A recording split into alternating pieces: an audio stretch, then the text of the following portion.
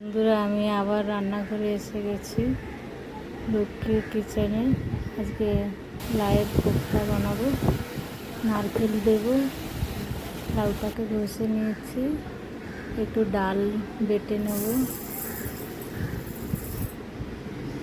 ডালটা বেটে একটু সব কিছু যা আছে মশলা, নারকেল, একটু ভাজা মশলা, হলুদ, নুন এগুলো দিয়ে মেখে নেবো সব কিছু।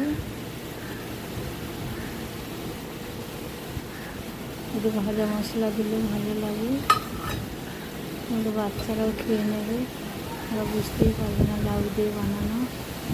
একটু মুসুরির ডাল দিলাম, সব কিছুই পাবে ছেলে বাচ্চারা। এরকম করে ভেজে নেব।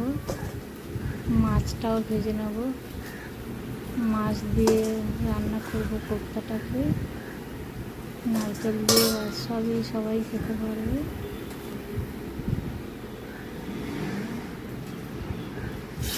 মাখা মাখা হবে, একদম ঝোল হবে না, এটা খুব ভালো লাগবে,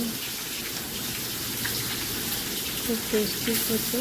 ধনে পাতা দিলে আরও ভালো হতো, ধনে পাতা ভুলে গেছি আনতে আমি। যাই হোক, ছেলে তো খায় না, গোসল করলে আবার খেয়ে নেয়, বলবে তো কী দিয়ে করেছে মা? আমি বলবো শুধু পেঁয়াজ দিয়ে করেছি, খেয়ে নেবে। তো জিরে, তেজপাতা আর টমেটো দিয়েছি ফোড়নে, বেশি মশলা দেবো না, একটু হলুদ আর লঙ্কার গুঁড়ো দেবো, ব্যাস আর কিছুই না।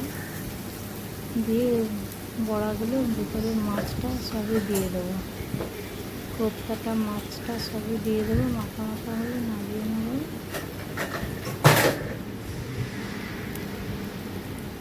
যদি ভালো জিনিস দিয়ে সবই করবো, তাহলে এক ভাড়া মশলা তেল দিয়ে করবো না।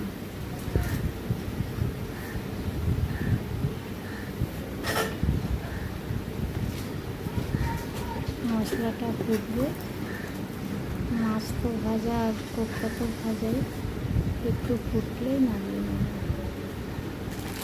হয়ে গেছে মশলাটা রেডি। একটু টাইম লাগে এই রান্নাটা করতে। রেডি হয়ে গেছে আমার কোপ্তা, দেখো কি সুন্দর লাগছে দেখতে।